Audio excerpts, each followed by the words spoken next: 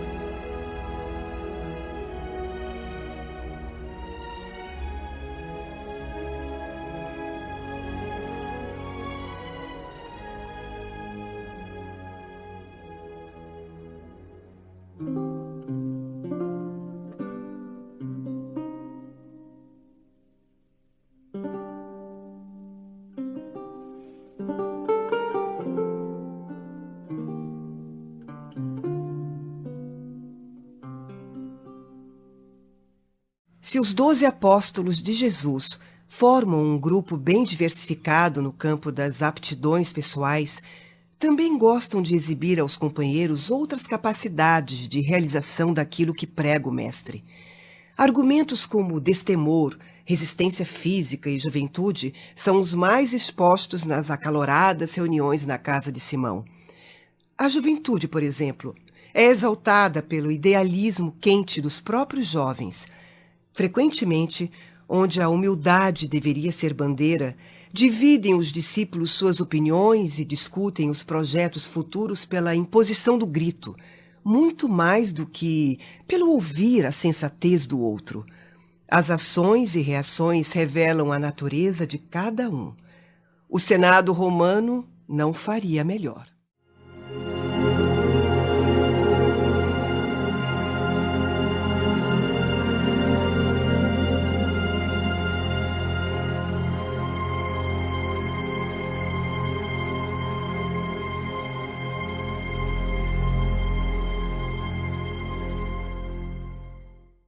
As lutas que o futuro nos reserva não serão fáceis.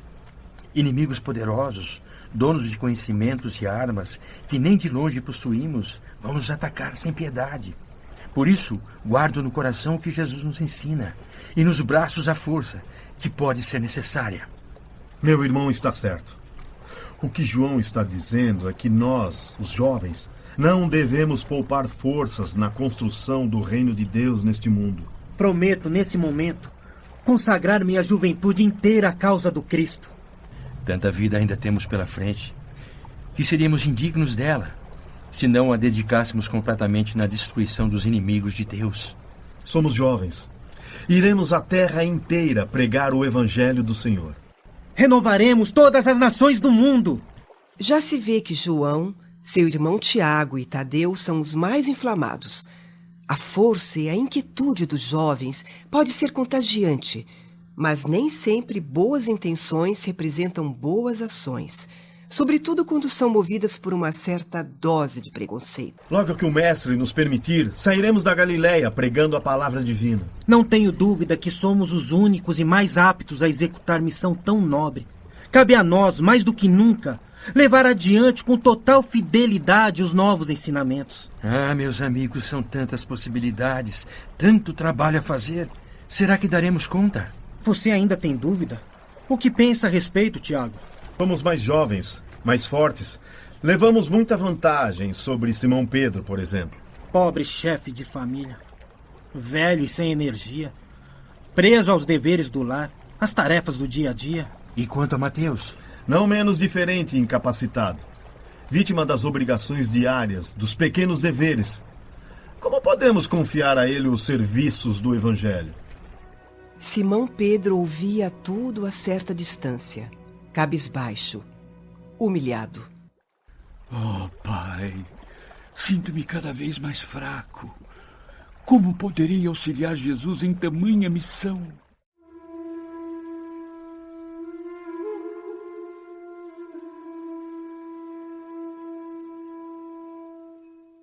No dia seguinte, com o coração repleto de angústia, Simão procurou Jesus, que o recebeu serenamente, sem demonstrar surpresa alguma. Mestre, meu espírito permanece inabalável, mas meu corpo carece de energia vital.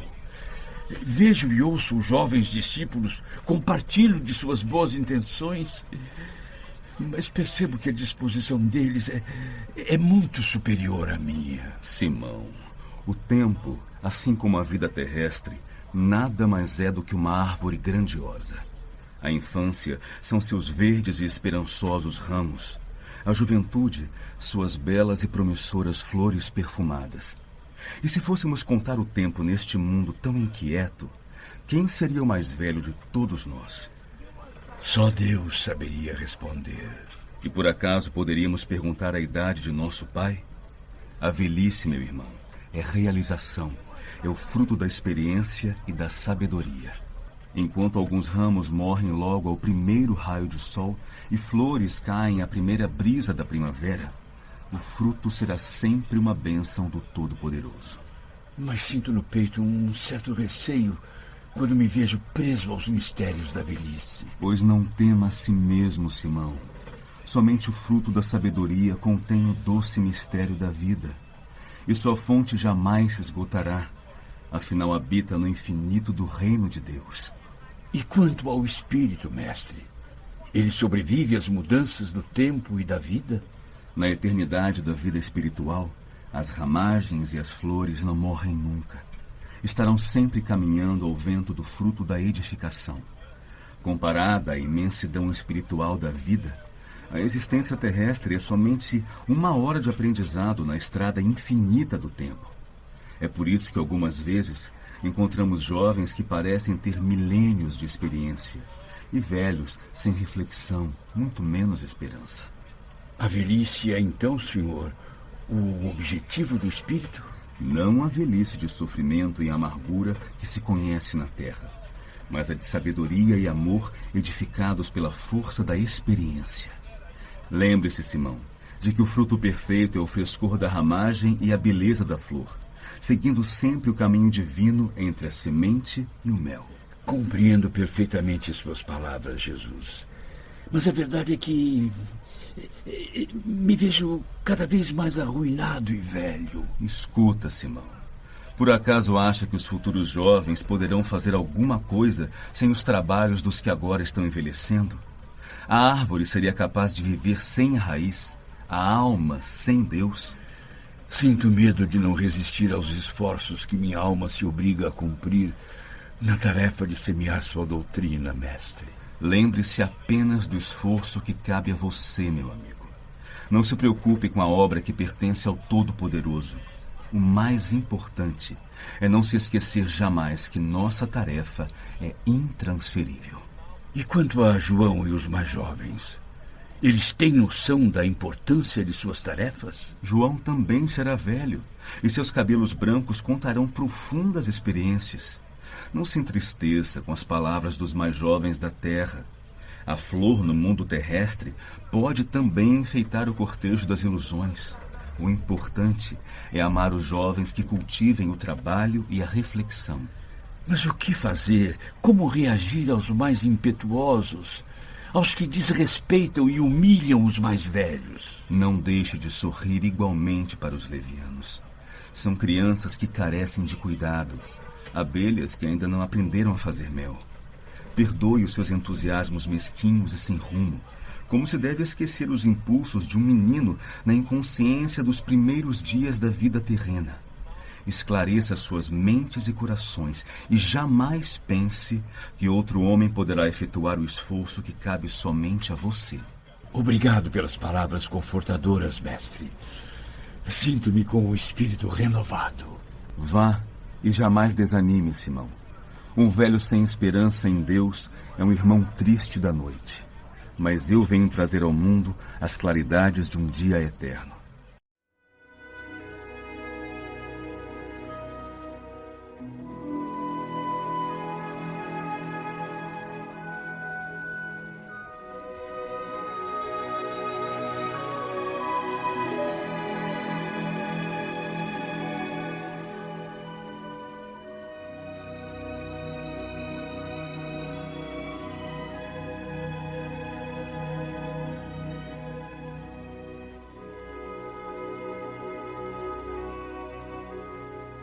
Horas depois, de volta à humilde casa, Simão encontrou Tiago, filho de Cleófas, à margem do lago em companhia de outros jovens. Queridos amigos, precisamos unir nossas forças, nossa energia, para realizarmos juntos a grande missão.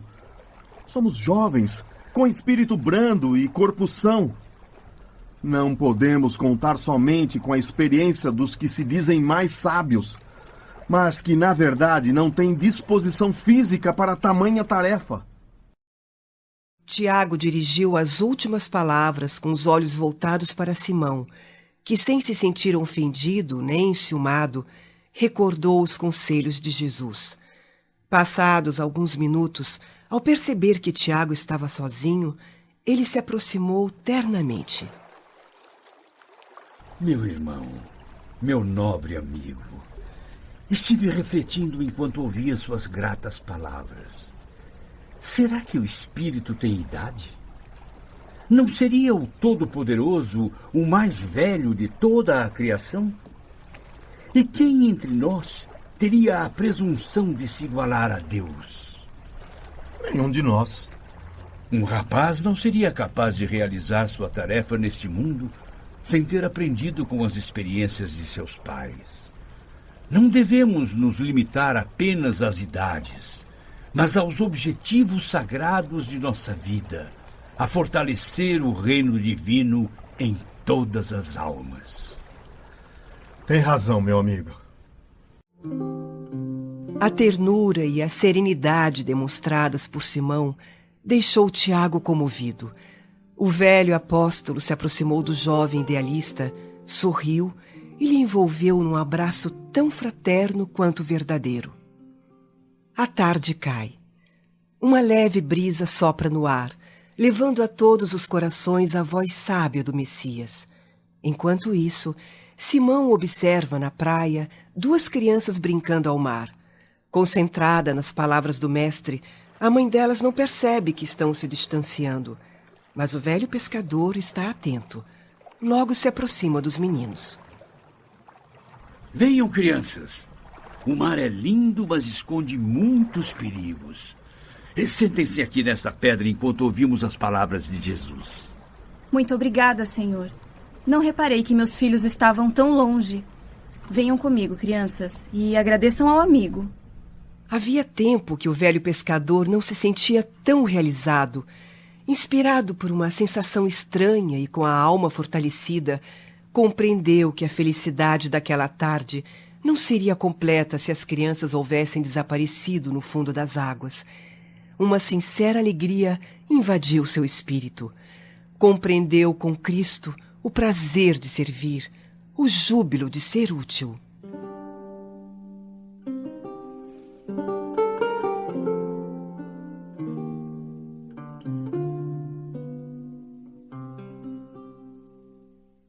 Na mesma noite, Simão adormeceu com a consciência serena e sonhou que se encontrava com o Messias. Ao alto de um monte que se eleva em meio a paisagens tão belas quanto indefiníveis, Jesus abraça com carinho o velho pescador. Por ter levado o esclarecimento ao coração do jovem Tiago, bem como o cuidado carinhoso àqueles 2 pobrezinhos desconhecidos, quase desaparecidos nas águas. Venha comigo, Simão. Contemple o horizonte aqui do alto. Está vendo as cidades, os campos, os mares e as montanhas? Mal posso acreditar, Senhor. Mas o que meus olhos veem parece ser o futuro. Sim, meu irmão. Veja como a família humana é imensa, como seus olhos transbordam de agradecimento e amor, crianças, jovens e velhos, unidos pela mesma fé. Amigo fiel! Verdade do céu! Sagrada esperança! Sagrada esperança! Sagrada esperança! Sagrada esperança! Simão despertou, sentindo no peito uma alegria inexplicável, e adormeceu novamente, embalado em sono tranquilo e reconfortante.